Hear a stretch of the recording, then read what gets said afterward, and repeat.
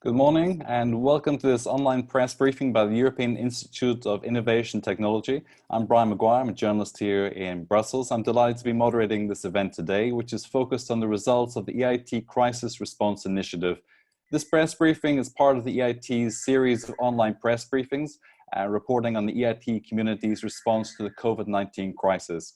We'll be announcing the results of the EIT Crisis Response Initiative, which saw 60 million euros awarded to European innovators and entrepreneurs, offering direct solutions to tackle the pandemic as well as this ensuing crisis.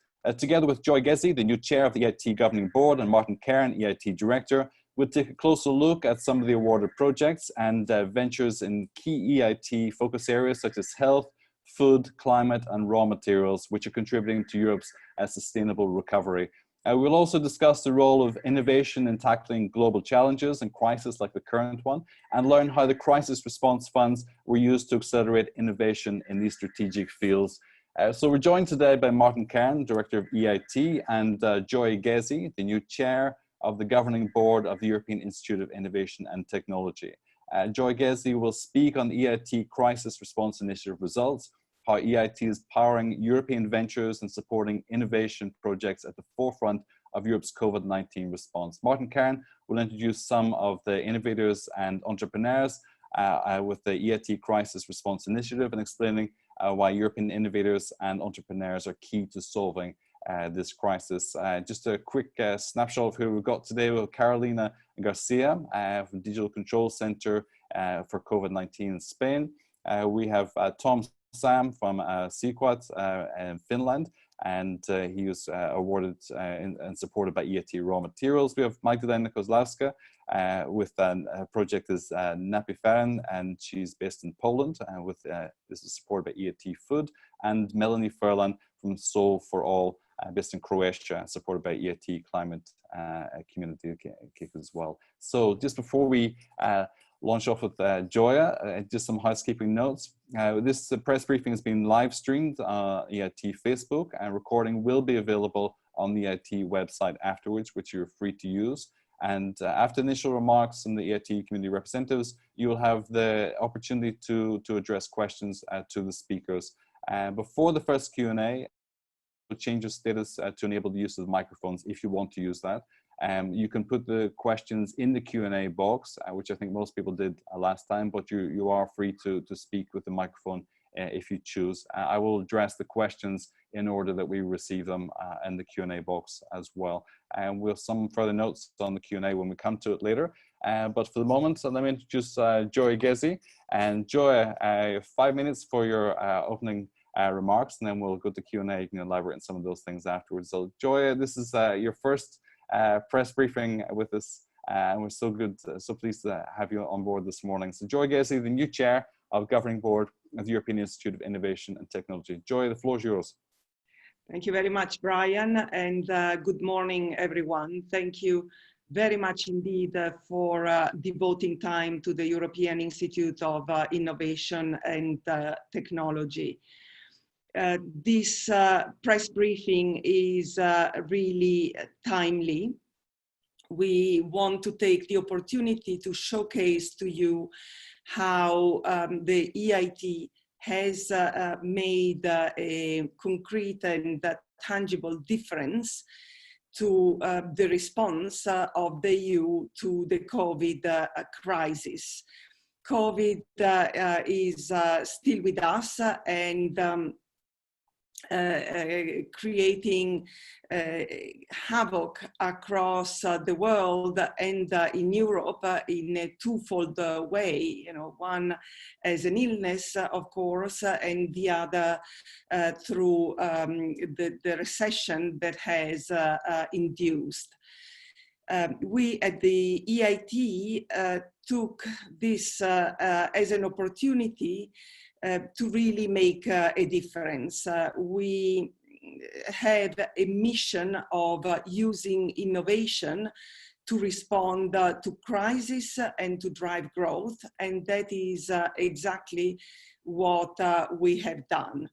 Back in May, we launched our crisis response initiative, with the very clear objective to support Europe's recovery by empowering Europe's entrepreneurs in an array of different fields through our innovation communities to respond to the COVID crisis, to tackle the virus and the pandemic on one side, and to support the innovative ventures that will be pivotal in driving Europe's recovery and growth.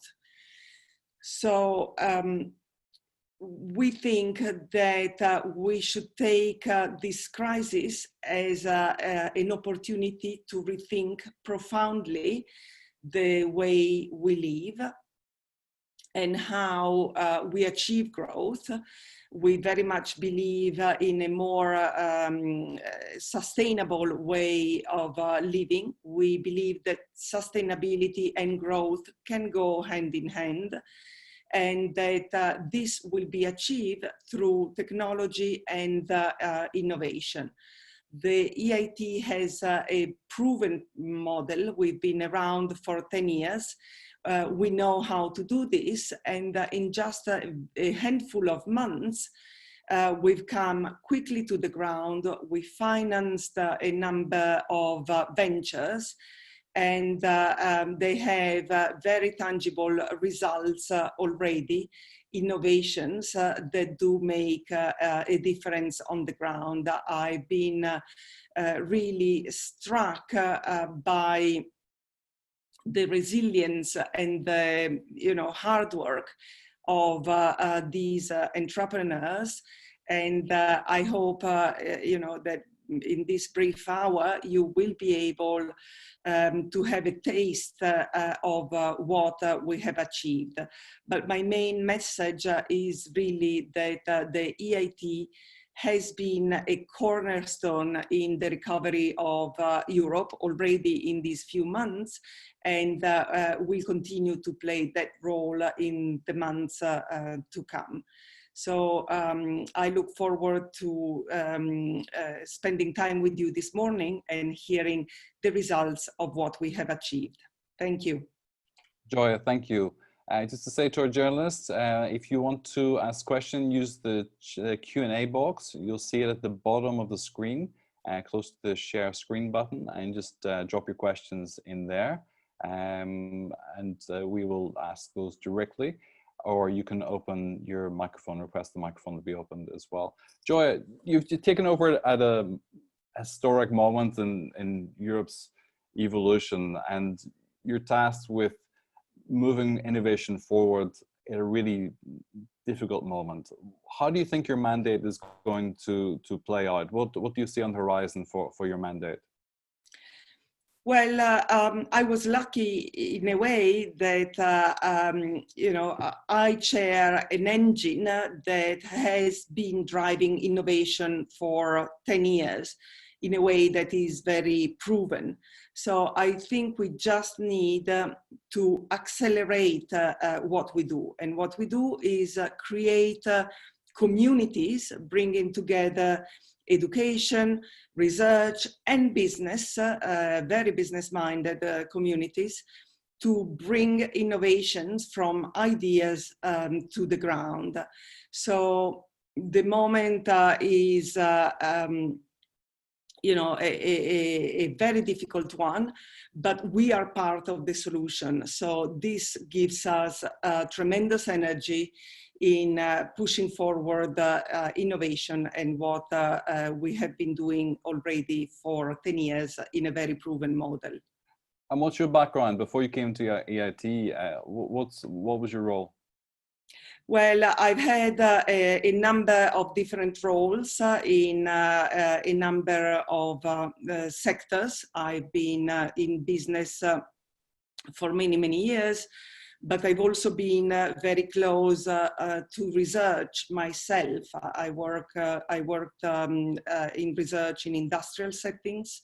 At IBM, I worked in scientific publishing, and then I worked with a number of companies and these industries, both as an executive and as a consultant. Super. Broad range. The EIT's activities, how are they going to fit with the Commission's new plans for Next Generation EU? Will there be a continuity line after Horizon 2020? We very much hope so. As I said, we have proven that we can make a difference. And I think that the EIT should be a pillar stone of these new initiatives of the EU. Thank you. We have a question from Roland Bile. Sorry if it's mispronounced, Roland.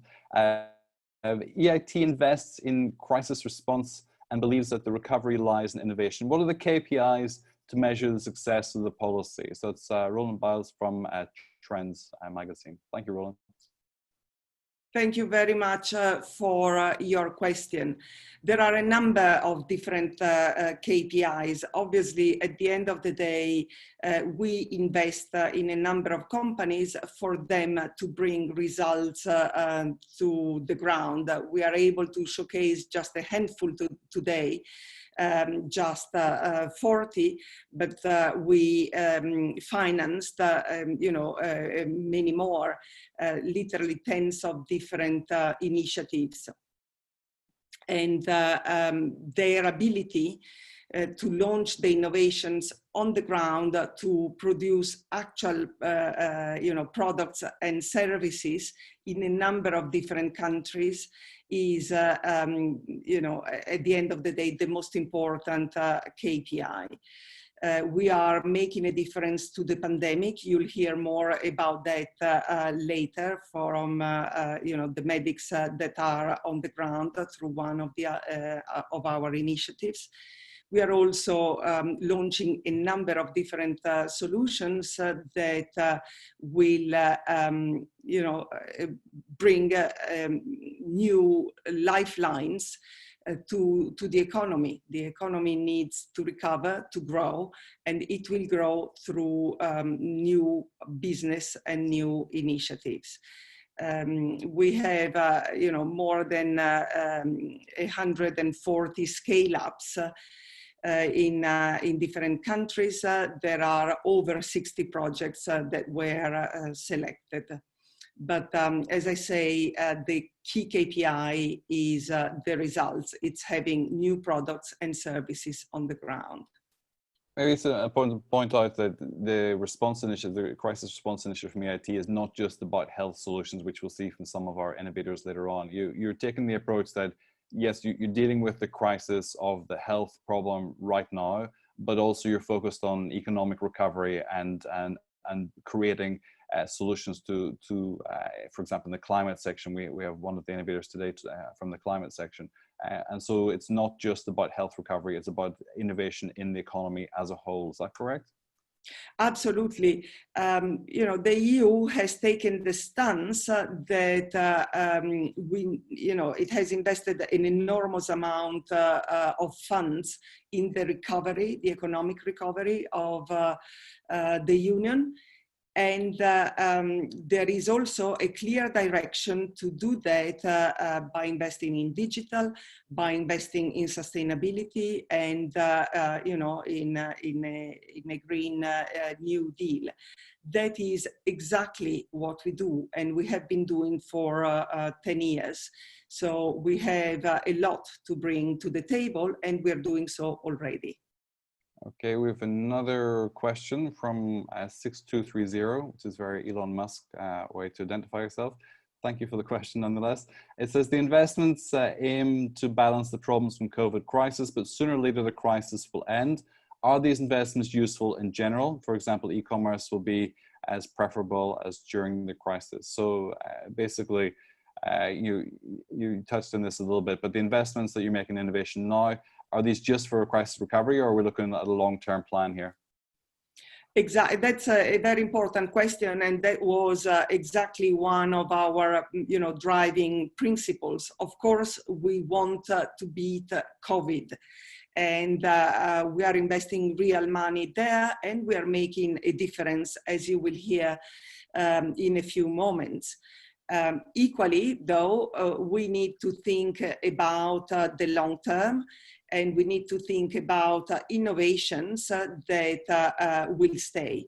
So, you know, e-commerce, I think, you know, which you just mentioned, is something that has existed already, has flourished during the COVID crisis for obvious reasons.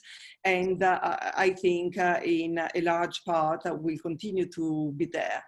So will a number of other innovations that we are bringing to the ground. And again, you will hear more about these in a few moments. So the shift towards you know, a more sustainable production of energy away from fossil fuels, new way of ensuring food sustainability, and so on and so forth. So absolutely is the answer to your question. Sure, thank you. Please keep your questions coming. Send them in the Q&A box. I will take them in the order we receive them. We're going to move over now to Martin Kern. Joy's going to stay with us, so she should be able to take any other questions you want to send to her for later also.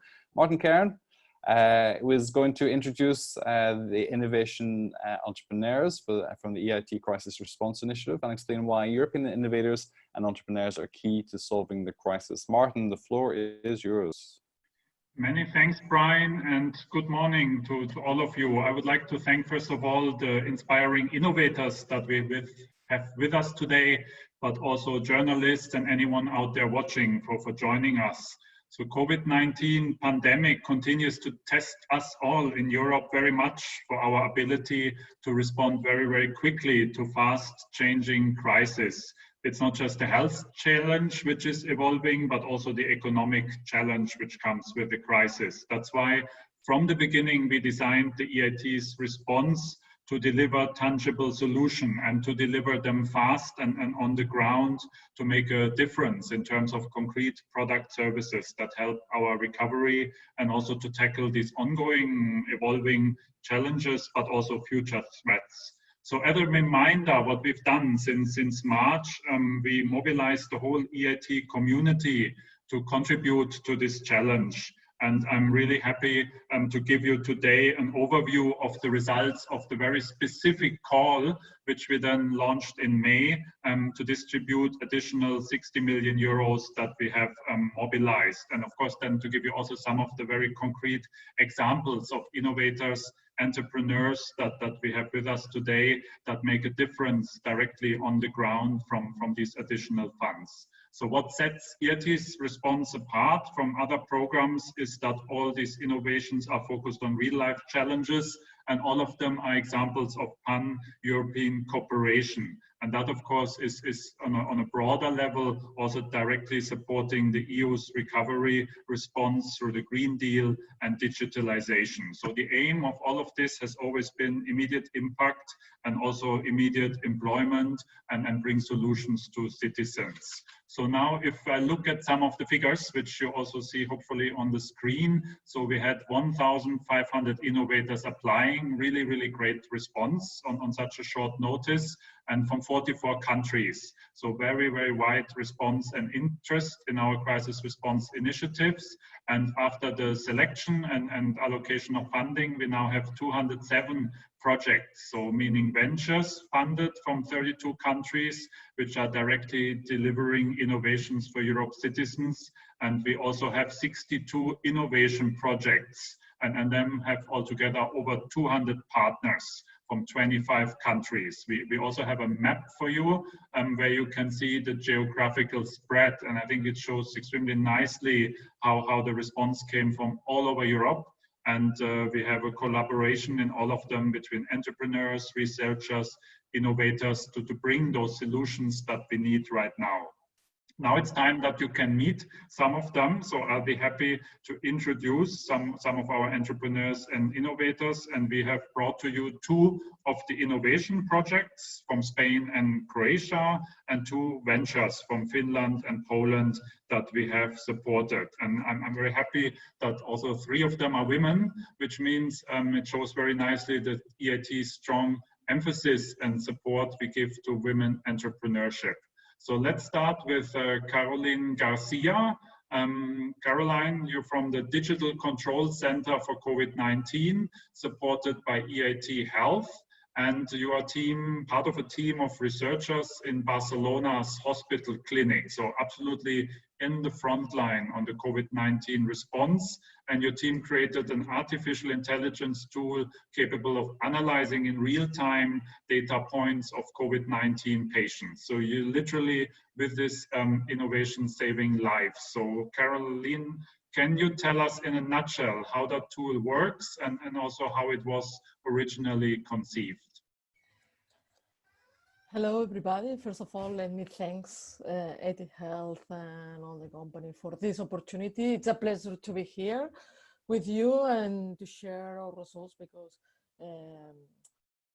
COVID treatment has been a threat for all physicians, and we are so proud of our artificial intelligence tool.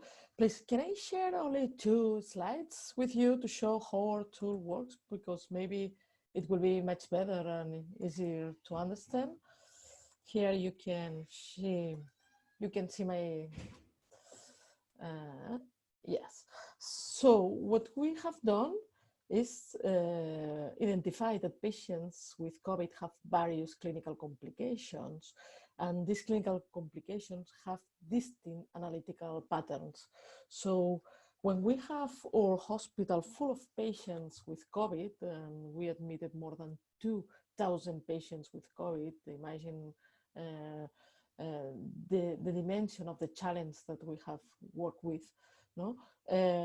We create an artificial intelligence tool that permits early recognition of these patterns, so early treatment for the patients that really improve the outcomes. How it works, our tools identify the most severe patients using real-time lecture of the electronic health records, and divide all the patients in different complications, co-infections, thrombotic, inflammatory, and bring us a list of these patients have these complications. So we have to use we have to use a very early treatment, and that really decrease the mortality of our patients. So I don't know if you have more questions. Carolina, one question from me. I think we'll open the floor for further questions later on, but can you estimate how many patients have been directly impacted or even lives potentially saved by this tool already? Yeah. Our research has been recently published in the most important journal of clinical infectious disease, and we documented that we decreased mortality more than 50% in our core of patients after the implementation of our artificial intelligence tool. So we are very proud. That's amazing numbers. And can you also tell us what's the plan going forward, and especially how could other hospitals across Europe also benefit from this tool? So how can it be, spread out? Of course, the next steps is trying to distribute our tool in all Europe, and EIT Health is helping us. Now we are going to work with 4 different European hospitals, and probably at the end of this month we can work with this tool in these 4 hospitals in Holland, in Belgium, and both hospitals, another 2 hospitals in Spain. And after that, our plan is to create a common data lake with all this data. We have in my hospital, we have more than 3 trillion of pieces of data to create algorithms and to improve the algorithms for answer different questions. So probably with the EIT Health, we will arrive to more than 10 trillion pieces of data. So that will be amazing, and this is what we are working now. Thank you very much, Carolina, for sharing these insights and your plans. I mean, it's amazing, and thanks from me also to your whole team for working on this so much at the front line and making a difference. And please stay with us for the Q&A, which will come later on, so also journalists and others can ask questions. then maybe we can go directly to Tom. Tom Sam for the project PsyQuad. He's been supported by EIT Raw Materials from Affix Labs in Finland. And can you tell us more about your product, which is an antiviral coat developed to kill viruses, including also COVID-19? And I understand it's extremely effective. So can you tell us more about this solution and where you are with this product to bring it out there on the market? Yes, happy to tell you a little bit about us, of course. Maybe it's interesting to know a little bit of the history. At Affix Labs, we're focused on disease prevention. And we started with insect repellents, where we were able to make a binding solution to stabilize an active ingredient. And with the goal to take out permethrin from textile treatments, for instance, and replace it with more biodegradable and bio-friendly active ingredients. And when we were focusing on the textile side at first, we found that once we started looking into mosquito nets, it was a completely wrong solution, actually trapping airflow in Africa while people trying to prevent malaria and dengue. So we took this binding solution and we combined it with a coating where we could fix this active ingredient in an effective manner to any surface. And this way, keeping these people safe. So then we got a question actually for public toilets in India, how we can prevent diseases other than insect-borne diseases with these solutions. And right at that moment, I got a call from Taiwan saying, Tom, this is happening in China and we don't think it's going to stay there. Meaning COVID-19. At that time, it did not have this name yet. And through our contacts with the University of Lisbon, with our other projects, we were able to test our coatings in a level 3 lab with the actual SARS-CoV-2, the pathogen of COVID-19. And we were able to prove that the coating actually works and is able to destroy the virus. So that's really quick on where we are and where we are now. At the moment, we are commercializing already. Thanks to the EIT funding, we were able to register all throughout Europe. And we are now starting the EPA in the US. We just got approved in the UAE. We're even supplying in Uganda and South Africa now and protecting schools with a long-lasting surface coating. Thank you very much, Tom. So the product, I understand, came really at the right time to accelerate the response also through the support received from the EIT. Can you maybe elaborate a little bit more on that? What exactly difference the EIT support made for you? Yes, so since our activities were mostly on the African continent, this is really a place where you need to go in, face-to-face interaction and talk to the people to get our products into the local markets. And not being able to travel made this incredibly difficult. And with the EIT, we were able to make this quick shift to the focus of the new coating on the antimicrobials. And we're able to get into the European market fast and this way shift our company focus temporarily, because malaria and dengue did not go away during COVID-19, although people are seemingly forget these issues as well. But this is the difference, yeah. Thank you, Tom. And is there a way for you to a bit quantify what is the impact that you envision from your product for businesses? So it has a lot to do with confidence. I don't think it's not a full solution. It's a part of a larger picture. People need to get more confidence sending their kids back to school, knowing that a table or a doorknob is going to be clean even during the activities going on in a normal day-to-day business, and trying not to interrupt every time with the cleaning. And you can't keep up all the protocols in any setting as well. I understand that in a hospital setting this would be different, but this is one of the reasons why we target small businesses as well to reopen, and schools and these kind of places to get back into a semi-normal situation again. Many thanks, Tom, and please stay with us for the Q&A later on. I would like then to move on to Magdalena Kozlowska, CEO of Napiferin, who was supported from EIT Food and who is joining us from Poland today. And Napiferin is a technological leader in the production of natural functional plant-derived protein. So Napiferin Biotech offers technology for plant-based proteins from rapeseed oil production waste. They are more sustainable and affordable for consumers. Thanks for joining us. Tell us more about the support you're receiving from EIT Food and why this support makes a difference for you, Magdalena. Good morning, everybody. Martin, thank you very much for introducing Napiferin Biotech and our rapeseed proteins. Greetings from Poland, first of all. That's where Napiferin Biotech is located and where on daily basis I have pleasure to cooperate with 15 engineers and scientists who make the mission, our mission of Napiferin Biotech possible. And our goal is to bring to the market new alternative proteins, which will be based on rapeseed, which are trademarked as Raptain products. The purpose of the company is to bring to market technology for extracting plant proteins from rapeseed. So far, our R&D activities were supported by Horizon 2020 SME Instrument Phase 2. And also very recently, we obtained the bridge fund from EIT Food. And with that support, we are able to accelerate our R&D activities.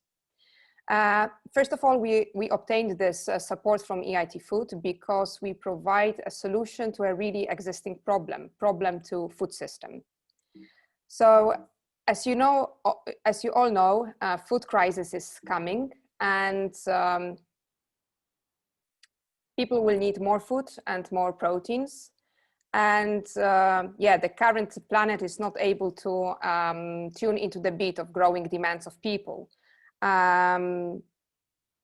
Animal proteins are produced in a very harmful way to environment, and also during production of plant-based proteins, harsh chemicals are being used. And industry is desperately looking for alternative sustainable sources of proteins.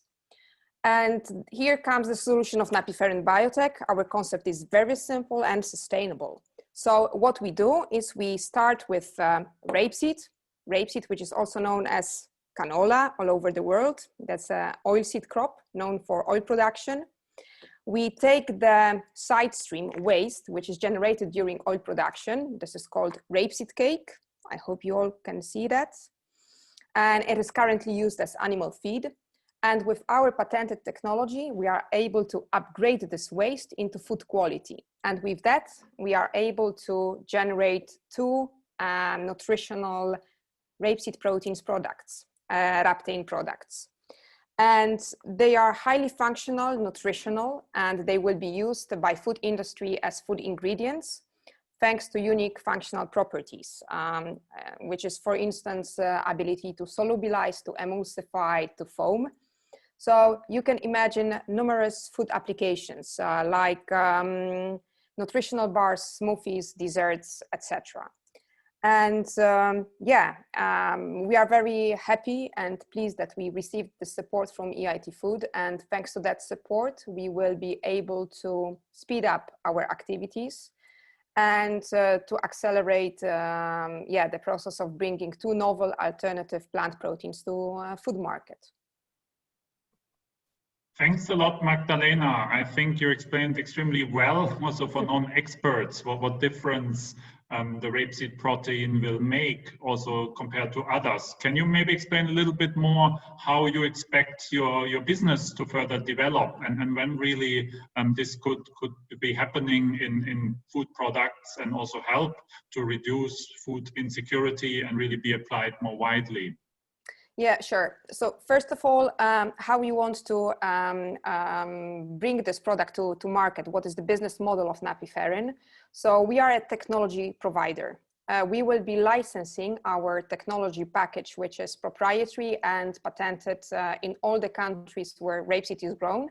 we want to license the technology to oilseed processors. So the companies which currently process rapeseed to oil, and they want to increase their margins and to extend their product portfolio to protein products. And why that is important to the world, why our solution matters, because the concept is very simple. We want to use the resources which are currently available, and we upgrade them from feed quality to food quality.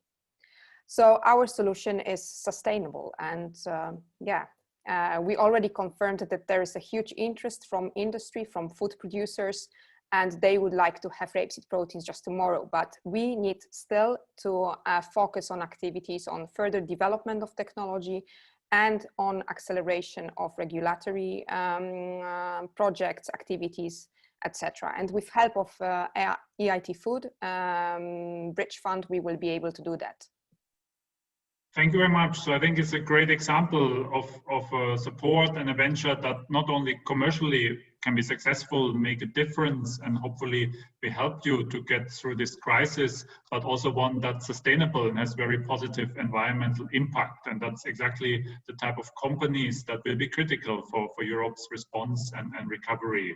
Great. If you could stay with us, because surely there'll be questions on that later on. And then I'll move on to Melanie Furlan from Soul for All. She was supported by EIT Climate Kick and is with us today from Croatia. So very, very welcome. And I was really struck by the work of your team, not only in terms of the product itself and the project, which you will explain to us, but also how it mobilizes and has a wide citizen engagement dimension. Could you elaborate more on the mission of Soul for All and the communities it is impacting, Melanie?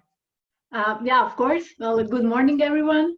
So I'm Melanie Furlan from Zest. So it's a green energy cooperative from Croatia. And our project, Solar for All, or 1,000 solar roofs, is our response to COVID-19 pandemic. So what we want to do is to regenerate jobs and cities through community-led solarization. So there are three reasons why we chose this approach. So people lost jobs, and more than 25,000 people in Croatia lost their job due to COVID-19 by May this year. And the estimate shows that many more jobs will be lost by the end of the year. But on the sunny side, we see huge jobs creation potential in solar PV. And this includes boosting services in design, solar panel assembling, installation, education, training, maintenance, etc. Secondly, we in Croatia have one of the lowest shares of solar PV in electricity mix in the EU. And this currently meets only 1% of household energy consumption.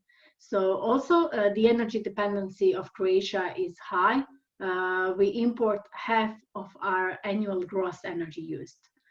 And we all know and saw that cities are very vulnerable to lockdowns.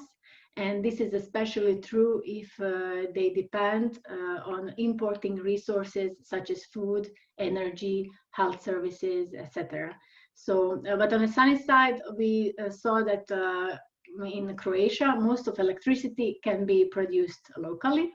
So we decided to try to regenerate jobs through decentralized energy production in cities on the roofs of family houses with the support of EIT Climate Kick. And there are I would share with you what would be our action points to achieve all that. Firstly, we are developing an online matchmaking platform. It is called On the Sunny Side, and it is meant to register citizen interest and connect community groups with solar developers, solar companies, installers, and so on. We will also establish a network of partners and test this business model for community-led solarization. This model will not depend on government subsidies, and it should boost the market development. So we will implement at least 300 kilowatts of a new capacity by the end of 2020, but this is just the beginning. So regarding the citizen outreach and the community activation, we are now in the middle of a public communication campaign where we want to engage and mobilize local authorities and citizens to kickstart the movement in the whole country. So this good energy tour is going on as we speak. We are touring 10 cities in Croatia and gathering 1,000 pledges for solar rooftop by members of a local community. And my colleagues are in a small city of Verbovec right now, and I was in Varaždin just yesterday. So it will be 10 restless days for our team. We will also develop and implement a training program. This is meant to help solar installers, and we will focus on unemployed people. 30 people will be trained by the end of the year. And finally, since we are an energy cooperative and we want to boost that model further, we will help form at least two new local solar cooperatives in Croatian cities. And we developed a toolkit for them to help them to develop, manage, and expand solar projects further. Many thanks, Melanie. You explained very well how the project works, but also concretely how much impact it can achieve, and then quantifying that, and also how you have actually a great outreach program, and then really going out there, interacting with the communities to promote the solution. Maybe a short question. Could you tell us what exact difference the EIT support from EIT Climate Kick made for you in this journey? Well, we are part of this network, the hub in Croatia, and I think this helps us a lot to collect experience that's already been gathered on this field, and to just replicate it further and make it scalable to really make a true impact on a regional level, not just in Croatia. So I think that's Thanks a lot, Melanie. I think it's time now to move to the Q&A. So thanks to all the 4 innovators for being with us and sharing their unique experiences. I hope we could show you the big spread that we have from projects that have huge potential for the future to those which are already today saving lives, making a difference. So I'll pass back to Brian to moderate the further Q&A. Martin, thank you. Thank you so much. Thanks to all our innovators with their amazing presentations this morning. I'm struck, I was saying to the team just in WhatsApp a moment ago, that there's a really strong future problem-solving vibe coming through this morning, and I think it speaks a lot about we're not just dealing with this crisis, but preparing for next ones. And thanks to Magdalena for her casual remark about we all know the next food crisis is coming. I think some of us would quietly put that in the back of our minds. So we really are looking at solutions through innovation, which will help us deal with the next pandemics or crisis that we're going to face as well. So I think that's something really critical to pay attention to. Our journalists are still sending questions in. You have a few more minutes to do so. If you want to speak instead of writing it, and just raise your hand on the chat box and we'll give you the floor. Otherwise, please put your question in the Q&A. We have a question from Beatrice Valero. This one is for Carolina. Carolina, could you tell me how do you handle the data to make sure it follows the privacy regulations? That's Beatrice Valero from Tech for Good and Digital Bulletin. Carolina? Thanks for your question. Of course, legal issues in the management of data are very important. So we have been supported by our legal team, and we have followed all the indications, all the regulation of European laws. In the first step of our work, the data has been always in the hospital. So the difficulty of this issue has been lower. And now we are working to increase to increase. Well, we are working to solve the problems, to put this tool in the other European countries. But of course, it is possible if you are doing a good job and you are following the European laws. So I'm not the expert in the European laws, but you have to follow what your lawyers say. It's not more difficult than that. Follow what your lawyers say. Good advice, Carolina. Thank you for that. Any other questions in this? Please put them through. I'm really struck by, I think as Martin was as well, the capacity, 50% of the core group, the mortality reduction. That's pretty amazing, and it's a testament to how we probably have a lot of the resources we need to solve this and other problems at our disposal, but we're simply not using the data well enough as well. And also for the repurposing of existing projects, I think it came through from Tom as well. Question for Magdalena. What is the price of the pure protein product? Do you have some results about absorption from humans? This is from our friend 6230. Thank you very much for that, for these questions. First of all, the first one we get very often about the price. Of course, we are working on a solution that has an impact, but in the end, it also has to be economically viable. So rapeseed proteins have clear advantages over other plant proteins which are already on the market, for instance, soy or pea protein. First of all, it's excellent functionality profile, and also other points like non-GMO, like not being on the list of major allergens. That's why we believe that rapeseed proteins will be able to take a slight premium over pea proteins. So in the end, we want to design the technology so that rapeseed proteins will be competitive to other plant proteins. And for the second part of the question about the human absorption data, so there are a lot of scientific data on rapeseed proteins coming from academia and other initiatives about the safety of rapeseed proteins. We don't have the data yet, but we have data on amino acid profiles and the nutritional value. And we see that rapeseed protein has a very good, in fact, excellent amino acid profile, which makes it highly nutritional protein as compared to other plant proteins. Thank you, Magdalena. We have a question from Facebook. We came in through Facebook as well. And from Adriana from the Center for Knowledge Management in Macedonia. Very interesting projects, and thank you for the good work to all of you.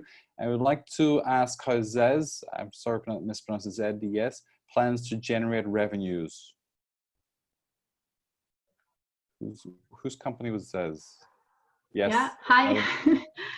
So thanks to our colleagues from Macedonia for posting the question. So we will develop an online platform, a digital tool that will connect the citizens wanting to install solar PV on their roofs with service providers.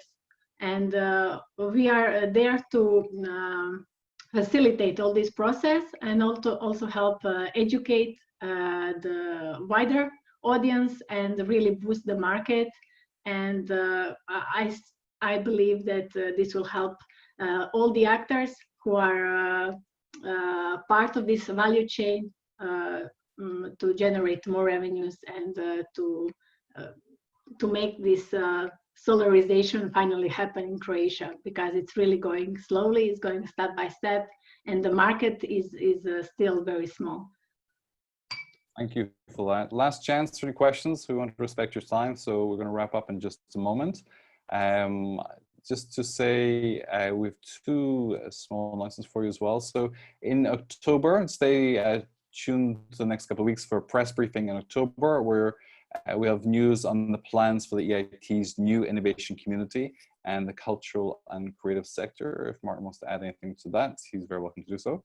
And also just in the house, the PR distribution at the end of the press briefing. So we have press release where you can find, in your press release, you can find a link to the list of the 24 awarded ventures and projects to watch out for.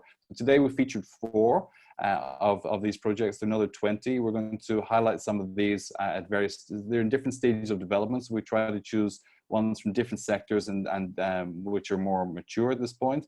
And we'll bring those to you as they produce more results and more newsworthy content over the next couple of months as well. So lots more to come of the same quality that you've seen today. Outstanding projects and with a lot of future value and economic benefit for Europe as well. So those 2 elements. Last question, Fiona, thank you. Fiona Elston from the Irish Times. Hey guys, I hope you're all well. Wonderful presentations this morning. Can I ask Tom how often his coating must be reapplied and how long does it last? Thank you, Fiona. So a very good question, Fiona. Thank you for asking this one, since I forgot to mention. So we actually tested mostly on friction itself. Since a lot of people want to know how long a coating lasts, they like to know, okay, this many months. But we actually have someone in our full-time service opening doors and sitting on chairs that have been treated to see on the friction itself. And so far we come into the thousands of times when you treat a doorknob, thousands of openings, car seats that have been treated. We've seen several thousand times people sitting and standing up again. So it's really like a long-term solution that's available. Thank you. If you need people to sit on chairs, we have a full team ready to help you here in Brussels. Tom? Give me the address and we'll send some samples out. Thank you. Okay, let's wrap up. That's the end of all the questions we have for today. Let's thank Gioia and Martin for taking so much time to present today as well. Really appreciate the contribution. And our panelists as well, from Carolina, Tom, Magdalena, and Melanie. Thanks for sharing your projects today. Great stories, and hopefully we'll be able to follow up on some of your success over the next few months as well. We'd really love to hear how you're getting on with that as well. Thanks to all our journalists. We had a great representation from across Europe today. So thank you for taking time. You will be able to follow up for any further queries or for interview requests as well. Our own Magdalena from EIT Communications can be reached at press@eit.europa.eu. I think you have all the details already. And the EIT website has documentation for you to download as well. So anything else that the team can do to help you, they'll be available for you. So thank you. And let's be in touch over the next couple of months, and we'll have another press briefing in October with more information for you then. Have a great day. Thank you. Thank you. Bye-bye. Bye.